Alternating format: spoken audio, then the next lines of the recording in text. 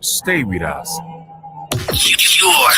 Your online radio. The new online radio that makes you happy. The Good Governance Radio. Good Governance Radio.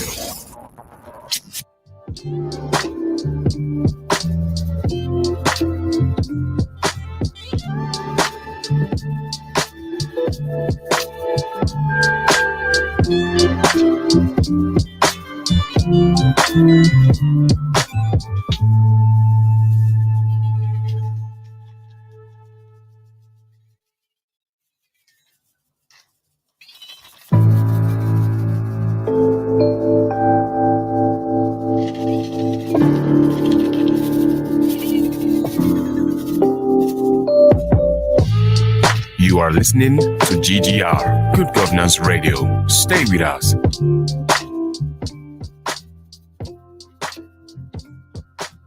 Rise, O compatriots, Nigeria call, obey. If there's any time to respond patriotically to those first lines of our national anthem, it is now.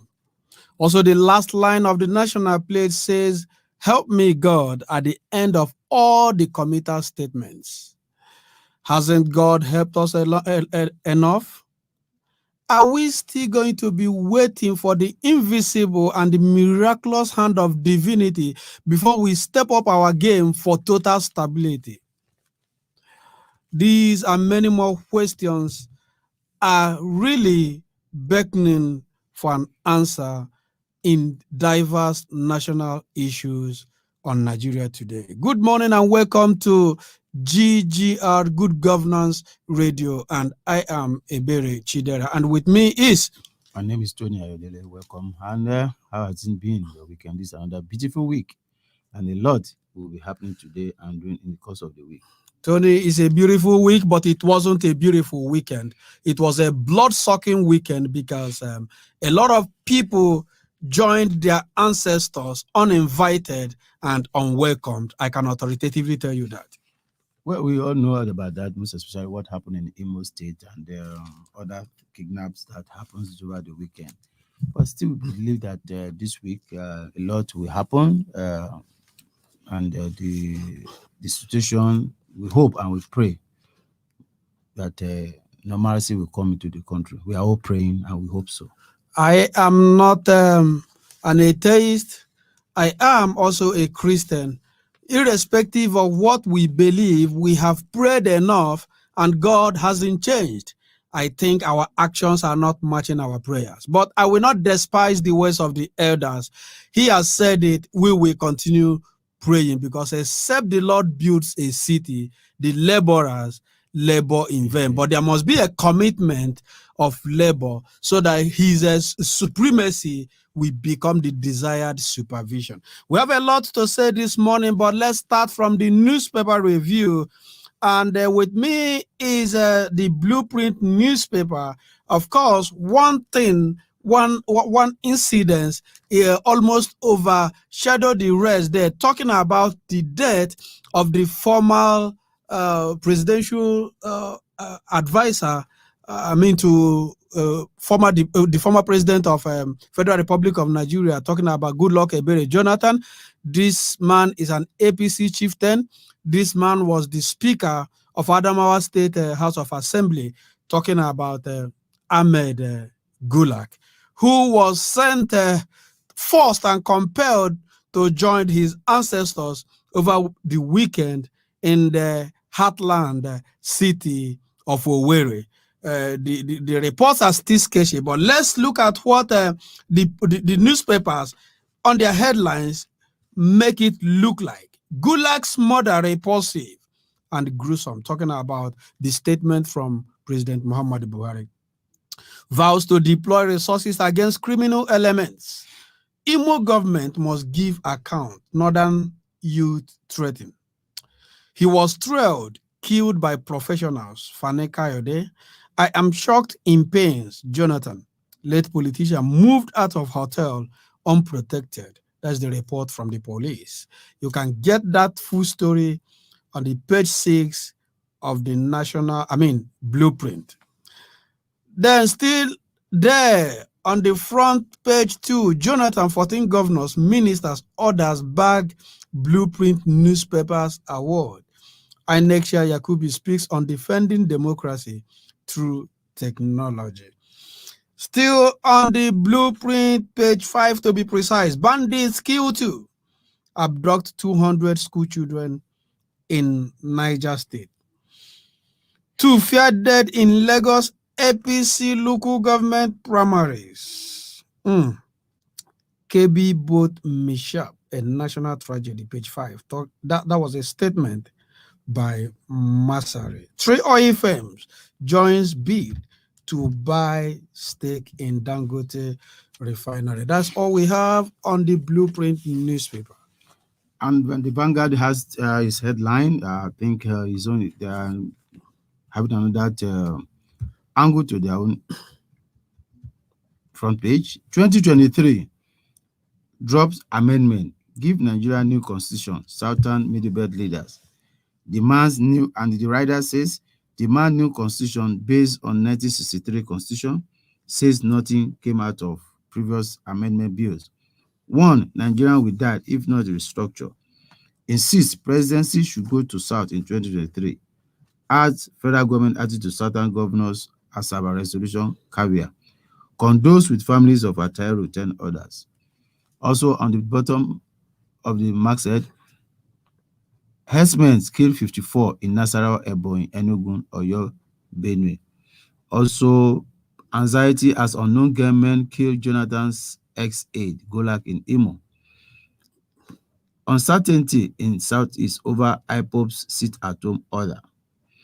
Acute gas shortage knock out several power plants. Also, solution to insecurity lies with Nigerian former President Olusegun Obasanjo.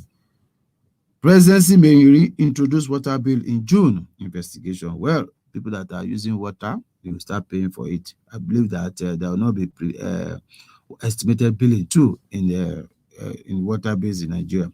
First Bank ranks second most admired financial service brand in Africa. And on the last one there, Southeast National Assembly caucus lament attacks killing in the zone. Ebele.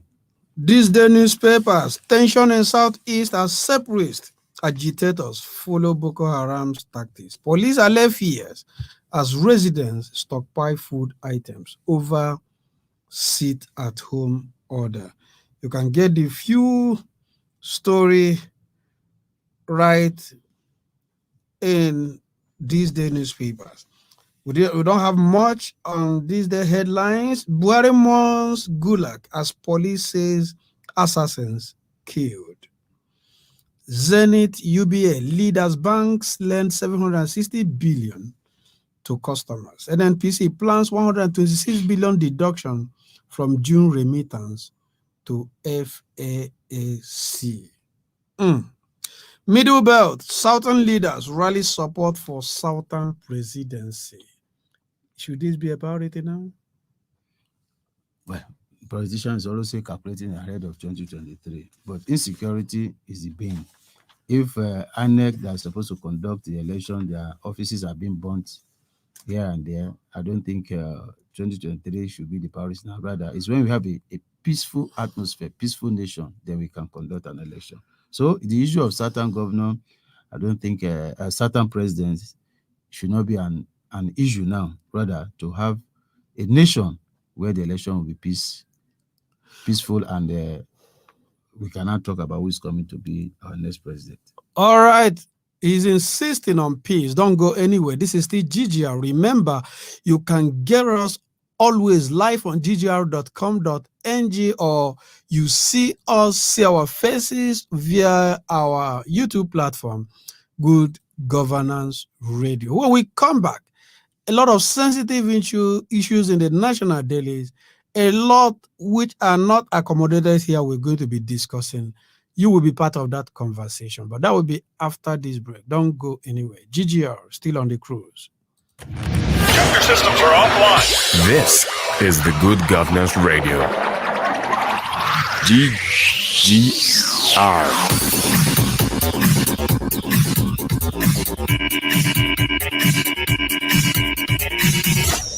Stay with us.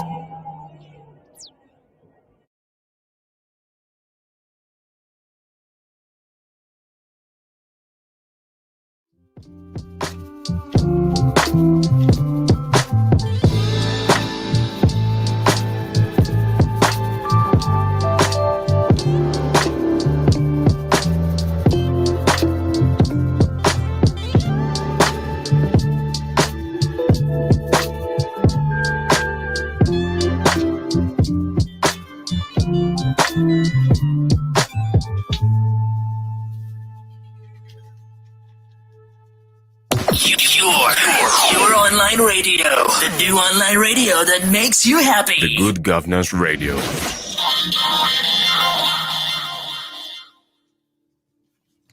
Where that our phone number?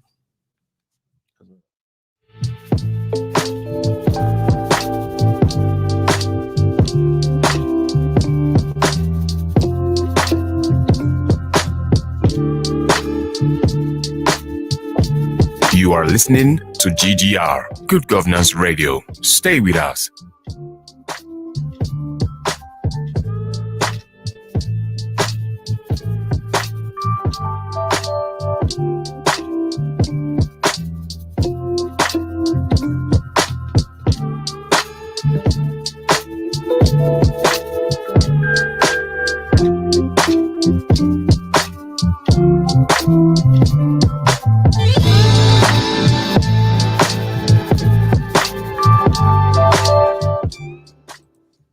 Some time ago in 2015, that was before or during the APC primaries, gubernatorial, a man went to Imo State to share the committee for that primary election.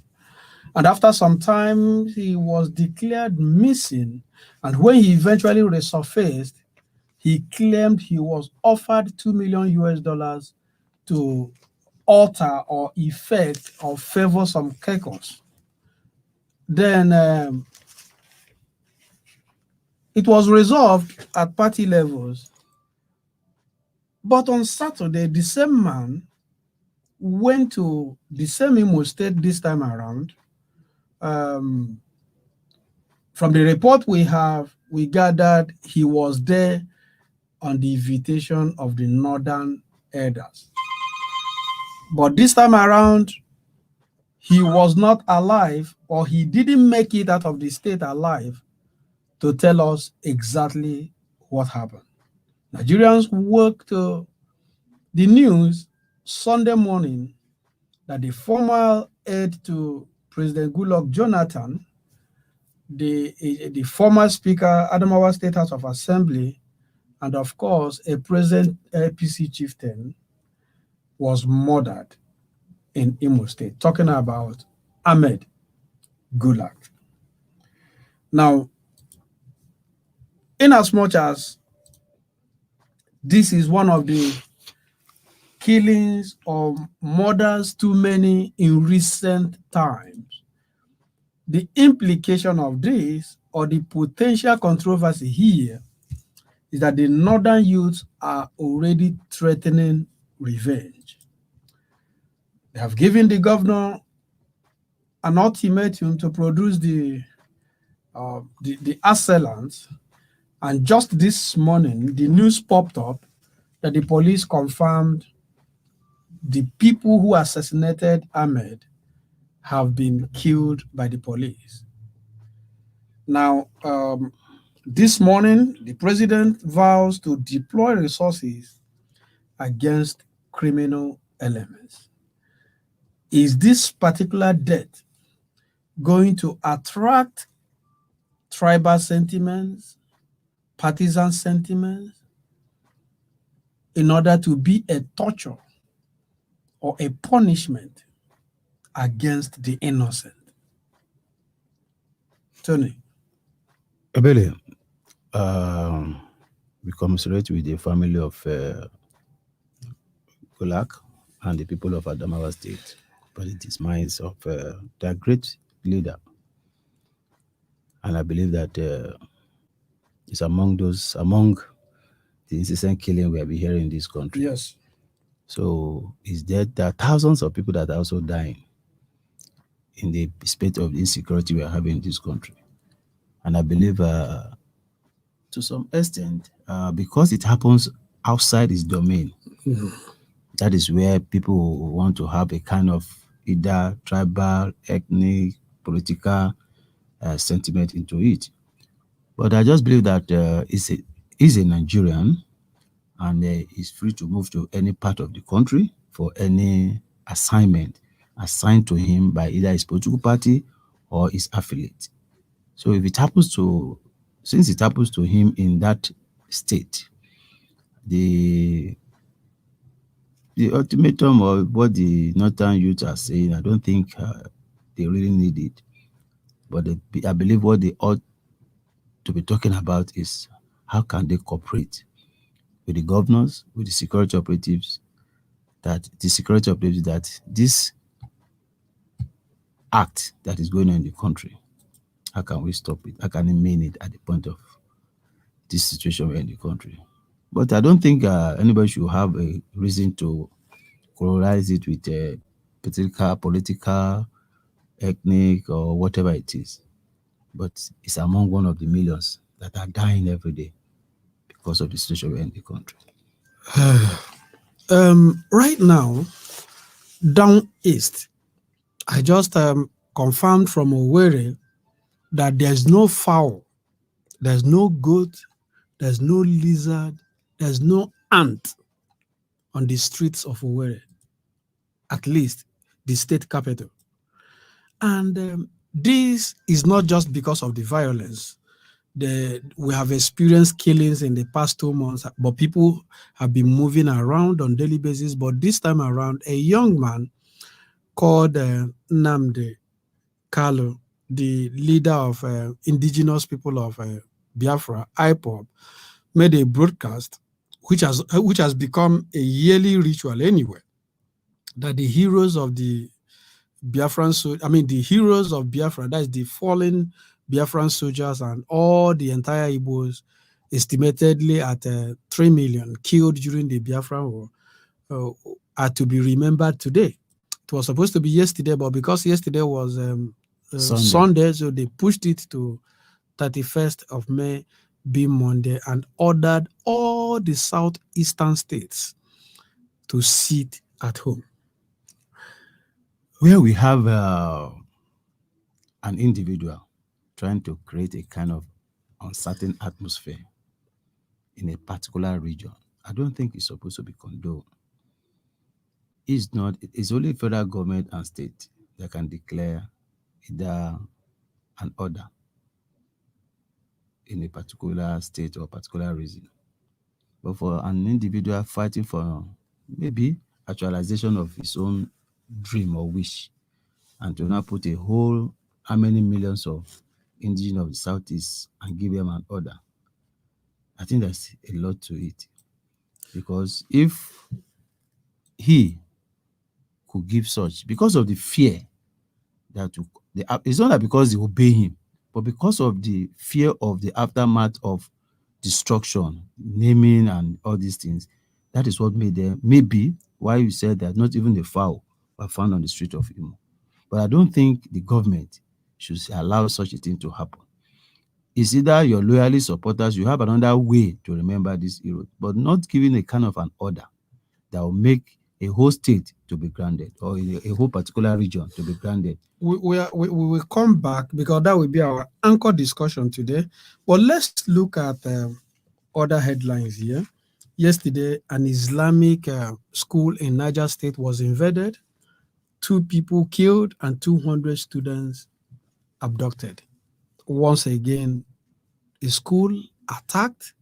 That was coming just few hours after the release of the remaining Greenfield University students, where the parents painfully lamented that they sold their properties to raise 180 million naira and also bought 3 motorcycles for the abductors before their children could be released. In other words, from what they said in their own words, they didn't get any support from the government.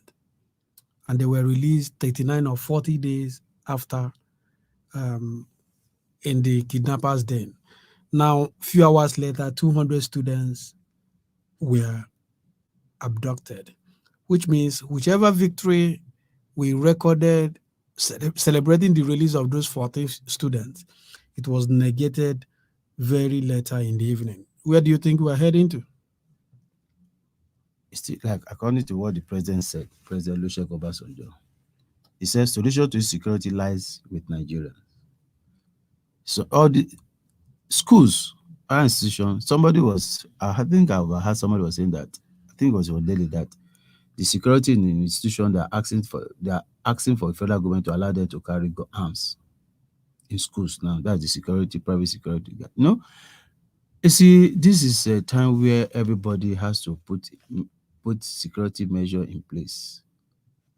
Talking about carrying arms, do you know how the herdsmen started carrying this arm? Because there was a time cattle rustling was actually an issue. In fairness to them, they were killing them, they were taking their cows, and after some time, they deemed it fit. Since we move from forest to forest, we can protect ourselves. And that time, nobody saw anything wrong, and they began to move about with guns. Today, they are using the same guns to waste lives. No, this one is... So what I'm saying, if by the time you hand guns or weapons over to school authorities, the same way the headers are abusing the weapons given to them, don't you think we're going to have the same abuse? No, because this time, this set of people are already a security operating, guiding the school. And because they don't have anything to defend. When you say security operatives, are you talking about the police? No. So these universities have their own internal security that also support the police. How many police do you have in Nigeria that wants to guide the whole university or secondary school? I think there's this ex-servicemen that also use, the Legion people that also use as a security guards in the school. So they are also saying that now let us also be armed, so that when these people are coming to attack them, they will have something to defend themselves. There's this school of thought that said, I think, like the people are saying now, how can we defend ourselves when we're harmless? So, like this situation now, all schools, all parastatals, both private and government, should start thinking of how to secure their environment, because these people capitalize on the weaknesses of some of these lapses in the securing our schools and environment. So I believe with this kind of thing now, I remember some schools are now putting CCTV in their schools, in the hostels, in order to be captured. Even some schools were saying that the CCTV that they put in their hostels, they are checking them, they are not too comfortable with it because their privacy has been invaded. But at the same time, there's these measures that need to be put in place so that we can able to maneuver around many things in securing our schools and our children. I agree with you, because if we don't, which means the Boko Haram in particular, they will be fulfilling their mandate. Remember, Boko Haram, they are saying that Western education is sin. Yeah. So gradually they are beginning to shut down our educational system. I don't think out of psychological imbalance, I don't think these students, released students, I don't think they will go back to Greenfield University. And I don't think anybody can willingly apply to study in the same university and the other environments they have invaded. So if we continue... They will, because after much talk, bring back their psychological mind and this. I think, and the school authority will have to fortify the security. Is the talk a guarantee that they won't come back? No, apart from the talk, the Greenfield School University too have seen they need to fortify their security, their environment now. Fortifying? Have they got what do you call it?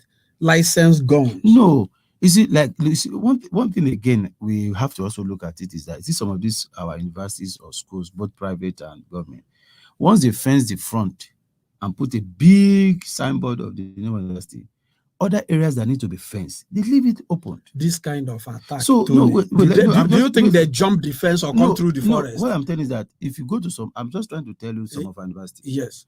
And the environment. Of recent now, you go to even government schools where the fence fell off, the school authority will just leave it like that without even raising the fence at when due.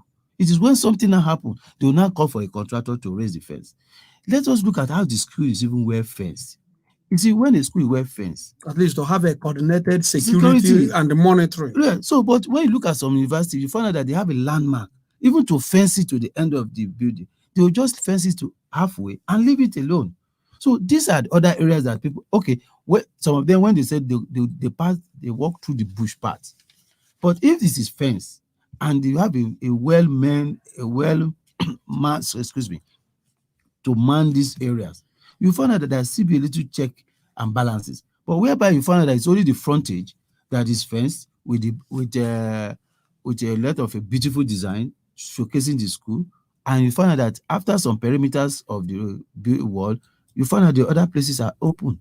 So these are other things that the university authorities must try to check before, even after approving, and before you commence any academic session. So let us also advise some of these schools to make sure that all necessary security apparatus are put in place, especially fencing.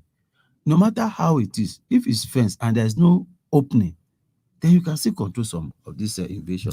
You can be part of this conversation by sending us direct messages or WhatsApp message 09130236602. I repeat, 09130236602, or you hook up on ggr.com.ng, YouTube, Good Governance Radio. Your opinion, your comments will go a long way to make this discussion tick.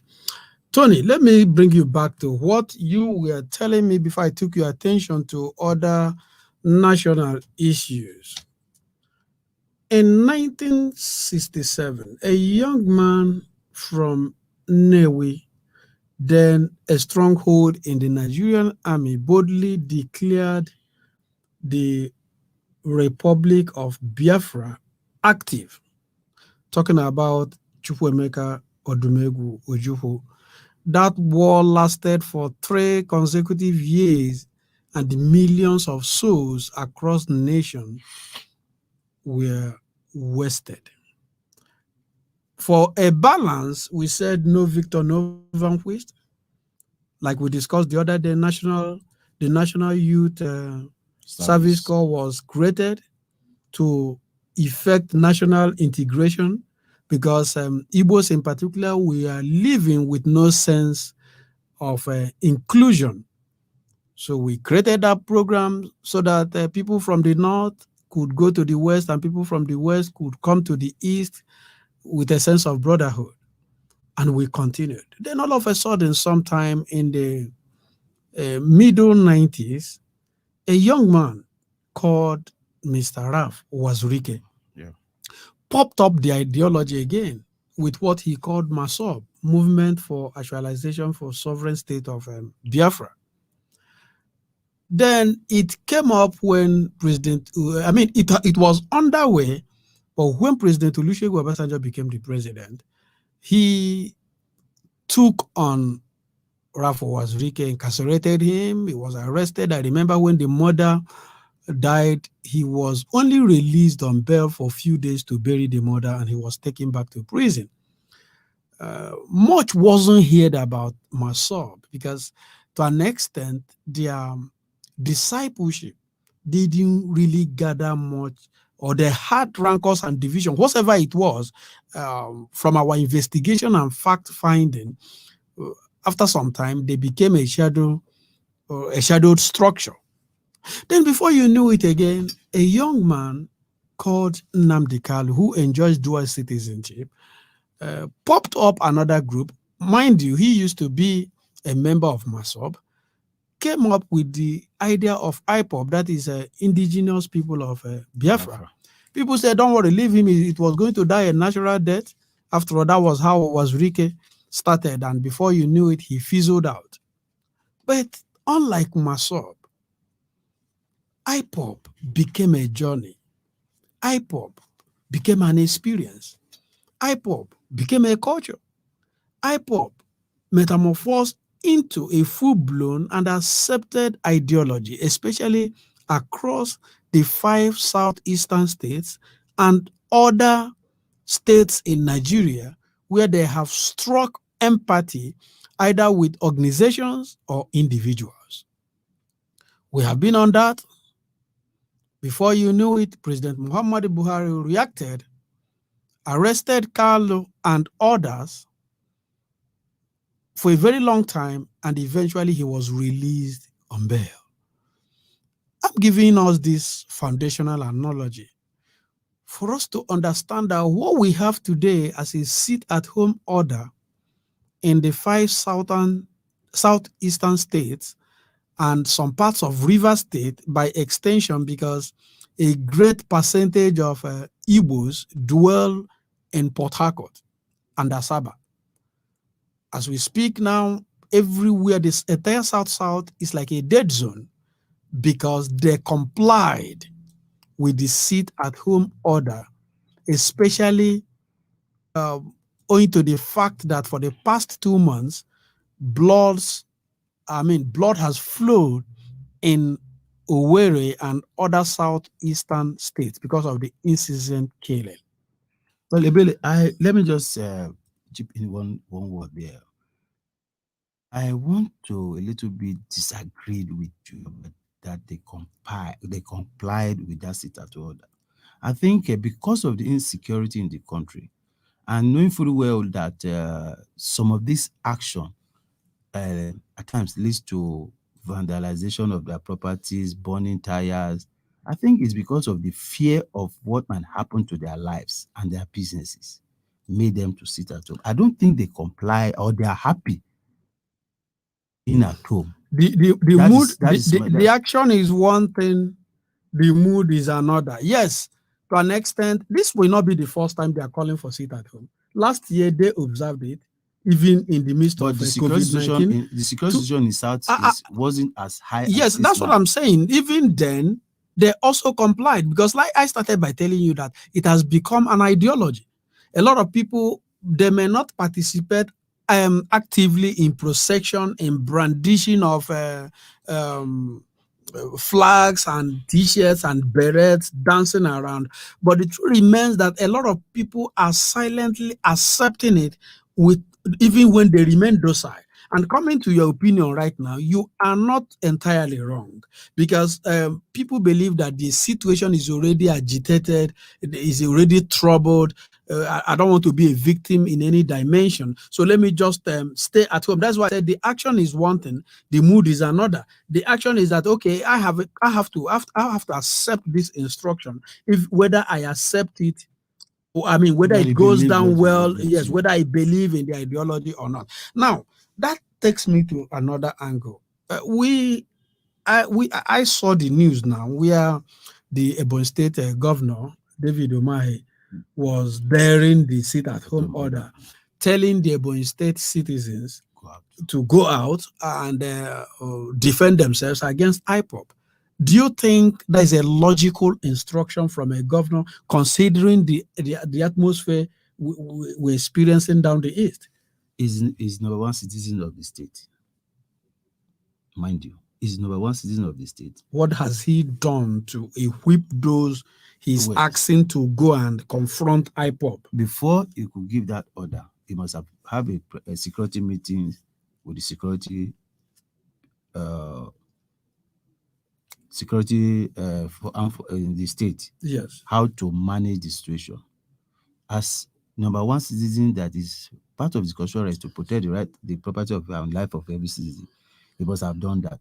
And I also believe that he has the right, he has the order, he has the power, he has the vote of the people to protect and guide them. So for him to have said, you people should go out, my citizen, my people, go out and work. I go out on your daily activities.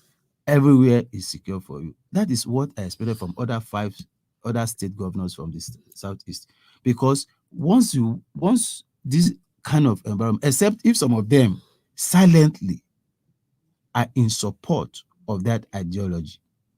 Are you with me? No, let me just land. Okay. So if all these governors could come with one voice and said, come here. This thing must not happen in our state. Even though you want to do it, let it be either in a peaceful way. Maybe you have your possession in a peaceful way, and because you have your right, but you has limitation. It's either you do it in a peaceful way with your members without affecting other people's right, then they allow people to go. So for me, the governor has made a good statement to say, go about your daily business. The security people are there. Governor Hope Uzodinma, in his recent broadcast, told the Imo citizens or indigenous to go about their businesses, that the security agencies are on top of the situation. Since he made that statement till now, I don't think there is no day more than 20 people didn't go down in Imo State. What has that statement got to do with security now? But let me bring us back to this. Now, I am of the opinion that, okay, before I declare my opinion, do you think that the approach of the federal government to IPOB issues, because it has been more confrontational than dialogue? For instance, if somebody says, I don't want to be part of this country before, has anybody called anybody to say, what is your problem? We have been together since 1914, for instance. Why did you suddenly stand up to say, I am leaving? Have we done that? And why I said that this ideology is expanding is because, unlike MASOB, like I said, people release their children to join not even the Eastern Security Network. I think before Nnamdi Kanu was arrested, there was a time he declared his own army, and some videos were leaked seeing some group of men undergoing training. That was when the federal government responded and said, no, this is getting out of hand. So people voluntarily release brothers and sisters, or brothers and cousins and whatever, to be part of that system. So that's why right now, if a governor is sitting in the comfort of his government house with the military protection and police protection, telling his citizens and the people of the state to go about, where you have not protected them from herdsmen, you have not protected them from the killings, the recent killings by the unknown gunmen, is that for me, is not the right response. Is my opinion, because he has not gone down to say these people have been consistent with this ideology and their mobilization is expanding. Remember how Boko Haram started? Let's take it. Let's look at another angle to this. Okay. We have elders from that southeast region. What has been their role? What has been their effort in order to make this thing, especially this agitation? What has been the stakeholders? What has been their own voice? You see, at times we always say the governor. Yes, the governor is there, but there are other elder statements from each of these states, each of this region. What has been their own role in respect of this IPOB issue? What has been their stand? You see, at times it's just that when they are talking about this Oduduwa Republic, some Afenifere and some other Yoruba elders came up and said, no, this will not happen in Southwest, or this should not happen in this way. And the youth are trying to say, no, we want it. But the elders are talking. So now what had been the elders in Southeast in issue of this IPOB? When MASOB started, the Southeastern governors then didn't waste time. They came together, went to the presidency and said, look, we're not in support of this. Ohaneze made it clear. You're talking about MASOB. I'm coming. I told you, the MASOB, IPOB is an offshoot of MASOB. What changed is leadership. And Nnamdi Kanu was also a member of MASOB. So whatever ideology MASOB upheld, IPOB is upholding now. The only difference is the leadership and the name, the acronym. Now, the then Ohaneze leadership and the Southeastern governors, they went to the presidency and said, we no follow, our hand no day. And if you notice these days from our investigation, from evaluation, the IPOB members are really against the Eastern politicians because they believe that they didn't support them in this movement. But there is no way, we know that there's no way a sitting governor in his right senses is going to endorse a sectionist group yes, against a federal government under whose canopy he or she is an administrator. So coming to your question, the answer is that the elders didn't hesitate to say, hey, we are not part of this. There are two ways to say we are not part of it. Another way is to call the people involved on a roundtable meeting. My children, my brothers, this thing you are talking about, this thing you are agitating for, there's a more better way we can go about it. And this is the way we appreciate your ideology, we appreciate what you are trying to create for. But we, as your father, as a brother, we've seen some of them have not born. We are not born during the war. But if they can be called on the round table, it is not now. Everybody knows that last year they had this thing on the 31st, on the 30th of May. Ahead of that time, they have been making some announcement that they are going to be a seat at home. What effort have they made to make sure that these people are brought on the round table, have a meeting with them, talk to them, so that this kind of thing will not happen? But you henge it on the governor. What does the governor do? But the governor is the number one citizen. Do you know that as it is today in our structure, if the elders are having meetings with MASOB, with IPOB, do you know that the governor can send security operatives to disperse them? No, Billy, don't say so. If the elders approach the governor, we want peace in our state. You are also invited. It's also an elder of the state. It's an also part of the stakeholders, and the governor and all other stakeholders convene a meeting where the governor himself is there as the number one citizen. I don't think he will send the security to go and disrupt that meeting, because they are all looking for solutions. They want peace. So it shouldn't be an issue that this thing, they are all aware of it. How have they able to curb it before today? Let's not look at the security situation, killing and this thing is something that is for the governor, is part of the governor's responsibility. But this one is an umbrella of a group that is well known, and they know their leaders. You cannot know who is going to be the next victim of bandit or killer or this thing. But you know the leader of a particular group. And this group is saying that on so date, this is what we are going to do. And you have not having any cause or any remorse to say, okay, before this day, these people there might be a kind of underground meeting. I may not know. But I'm already saying that, have they able to curb this thing before now, the elders?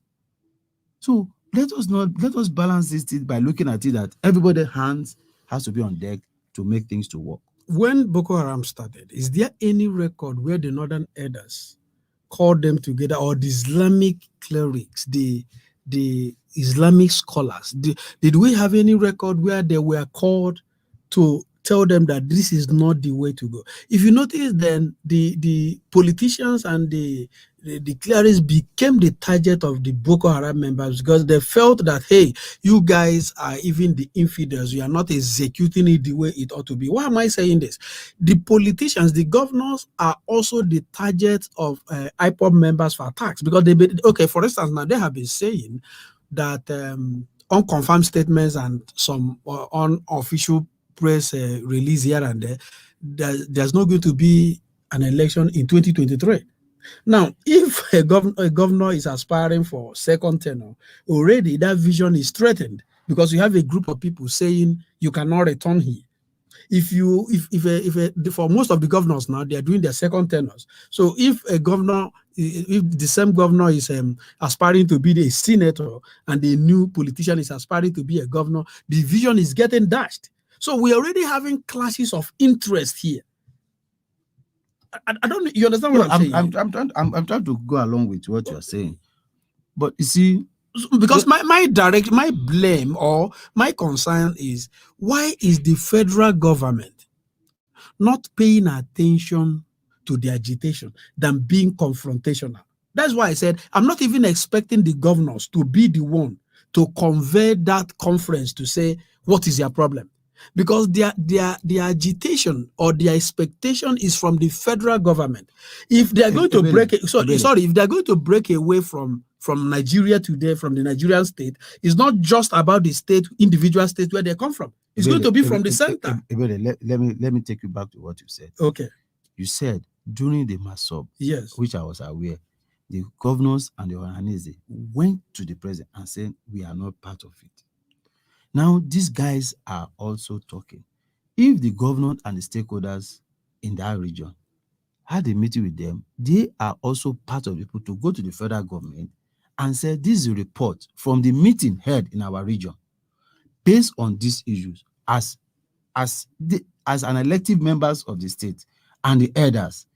We are here with you to provide solution to this issue. What do we think we can do? You come with a solution. You went there with a problem. Go along with the solution, so that the federal government will also look at, yes, what they are advocating for is their right. They felt that this is what the other regions are also talking about their ongoing. That's what we're talking about, restructuring. But they've not really pinpoint what kind of restructuring are we talking about. Okay, so every areas that everybody is also talking. What is the solution? Nobody is talking about. We are tired of conferences coming together talking. Now people are talking about the amendment of the constitution. Some section are saying, no, forget about that constitution. Give us a brand new constitution. So these are issues that are going on. So I believe that every region needs to, first of all, come with a point, and present it to the federal government and look at the favor in order to have peace. Okay, let me respond to that. Some time ago, on the floor of the Nigerian Senate, Senator Lillian Uche Ekwunife from Anambra State raised it on the floor that there is a very strong and irritating extortion going on in the Southeast. How?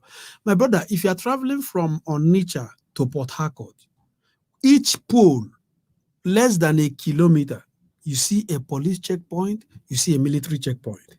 The private car owners were meant to pay 100 naira almost per checkpoint. Then all the commercial vehicles were paying 200 naira each. And Uche Lillian Ekwunife, I'm quoting her now, was saying, if we have this kind of policing from Abuja to Kaduna, there's no way bandits will be kidnapping people. But up until recently, when we started having this crisis, those military and police checkpoints were never cautioned. These were some of the things that triggered off what we are having today. Because if we don't discuss the causes of things, you may never understand the effects. I'm not speaking for anybody. I'm only saying that some of these, we have neglected this for too long. If somebody is going in there to negotiate with bandits, to say, what do you want? And they're buying them motorcycle and all that. Before these guys picked arms, why did it take us this long to say, okay, what most of them we interacted with them? I can quote somebody like, because before somebody will start asking me, what were you doing with them? I can quote somebody like another renowned journalist, Babajide Kolade Utitoju. Yeah. You would all know him, Journalist Hangout, who would tell you that, look, I've related with these bandits, I've related with these criminals, I know where they are. And if he used to quote, he used to say, and I quote, if I, an ordinary person, could find out their stronghold, how can the law enforcement agents tell me that they don't know where they are? So I was able to relate with these people, and they are saying that for a very long time, they have been ridiculed and nobody is listening to them. For instance, another section says we have 6 geopolitical zones. The Southeast has only 5 states. States like Bayelsa has only 8 local governments. I don't think there is any state in the Southeast except Enugu. Enugu has 17 local governments or thereabout. Every other one, 20, 23, and all that. So why do we have only 5 states? In other words, today, as we speak, people feel that they are already marginalized. Well, we will continue to talk about this issue. What is important is we should all know that this is our nation, this is our country, and the best thing for us to do is to put all our hands together, both the youth and our fathers, our elders, and see how we can have a united Nigeria so that things can move forward. I was about coming to that point. Yes, you heard him. Because I have a message for whosoever is causing this problem. I have a message for whosoever is sponsoring this problem. Some time ago, 3 days ago, not some time ago, I saw a young man. He's a military officer from Imo State who was among the 5 soldiers who were killed at Ihiala. An indigene of Imo State gunned down by his own brothers who claimed whatever they're claiming. We don't know who they are. We don't know in the first place. And another thing, one more thing. Let me put something straight. These killings, what we still know today is unknown gunmen.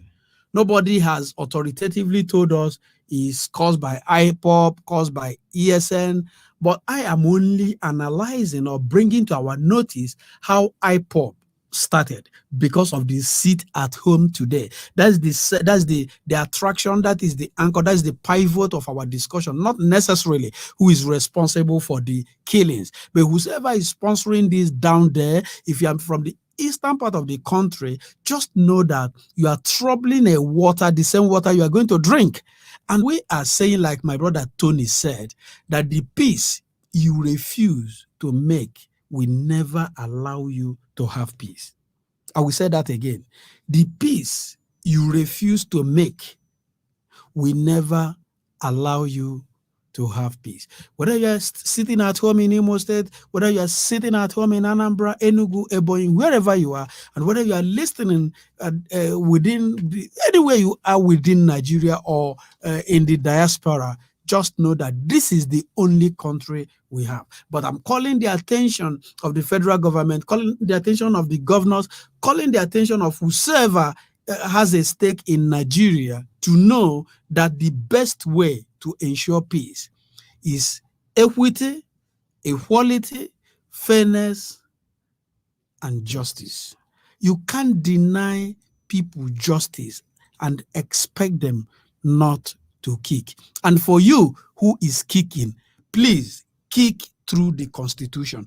Anything you do that is not constitutional, because you have there's no section of the Constitution, there's no section of the law that empowers you to take laws into your hands. The next brother you are wasting is not the cause of your problem. And for all the dead, may the good Lord grant their spirit or their soul a peaceful repose. And to the families, we stand with you. All of us together in GGR, on behalf of the production crew, my brother Tony, your last word. Well, I said it. One word is that we should all remember that this nation belongs to us and the generation yet unborn. Let us make a good foundation for them to appreciate the leaders of this nation. All right, Toby Lola has done what he knows how to do better and what he has always done, and that is production excellence. Thank you from GGR here. Until you hear our voice again, nobody can build this house except us. Bye.